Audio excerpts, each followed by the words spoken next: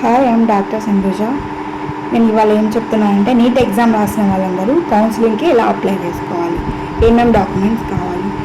10th original కావాలి. 10th original ఎందుకంటే date of birth అనేది వాళ్ళు వెరిఫై చేయడానికి. తర్వాత క్లాస్ 12 అంటే మీరు ఇంటర్ కంప్లీట్ అయిన తర్వాత ఇప్పుడు ఇన్ కేస్ మీరు శ్రీ చైతన్యలో చదువుంటే వాళ్ళు ఇస్తారు ఒక షార్ట్ మెమో అన్నట్టు.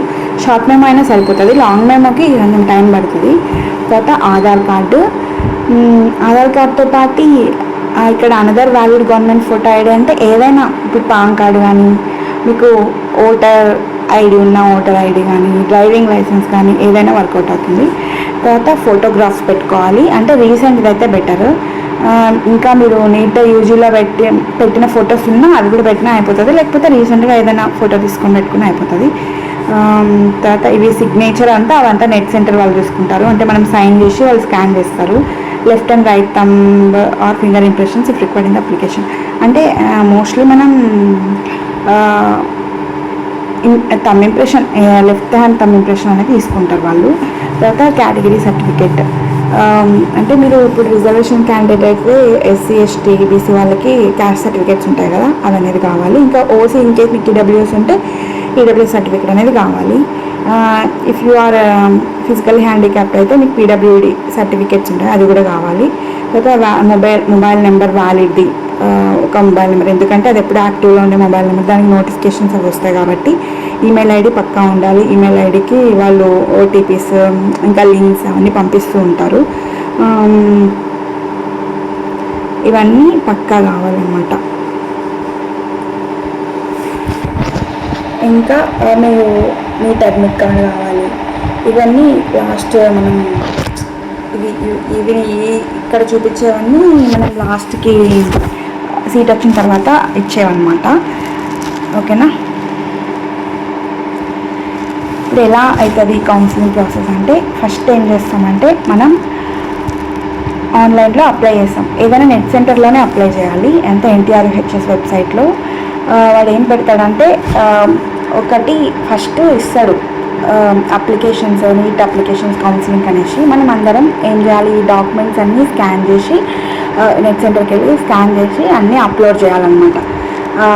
స్కాన్ డాక్యుమెంట్స్ అన్నీ, ఒరిజినల్ డాక్యుమెంట్స్ అన్నీ అప్లోడ్ చేసిన తర్వాత, ఇప్పుడు మనకి ఆఫ్లైన్ అవ్వట్లేదు వెరిఫికేషన్, ఆన్లైనే అవుతుంది కాబట్టి ఆన్లైన్లోనే వాడు వెరిఫై చేసేసి మనకి ఒక ప్రొవిజనల్ ఒక లిస్ట్ అనేది పెడతాడు. లిస్ట్ అనేది after document application certificates verification list ఒకటి పెడతాడు. ఆ లిస్ట్లో అంటే మనం నీట్ పర్సంటైల్ క్వాలిఫై అంటే ఆ లిస్ట్లో మన నేమ్ ఉంటుంది, లేకపోతే ఉండదన్నమాట. అది ఆ లిస్ట్ వాళ్ళు ఇంకా నెక్స్ట్ ప్రాసెస్ ఏంటంటే వెబ్ ఆప్షన్స్. మనం ఏ కాలేజ్ అయినా పెట్టుకోవచ్చు అనమాట. అంటే సీక్వెన్స్లో కాలేజెస్ పెట్టుకోవాలి.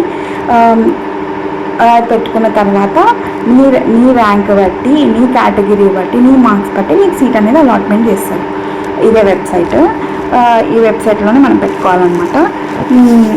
ఈ వెబ్సైట్ ఫ్రీక్వెంట్గా చెక్ చేసుకోవాలి. ఇంకా నీకు సీట్ నువ్వు కాలేజ్లో వెళ్ళి జాయిన్ అయ్యే వరకు ఈ వెబ్సైట్ అనేది చెక్ చేసుకుంటూ ఉండాలి.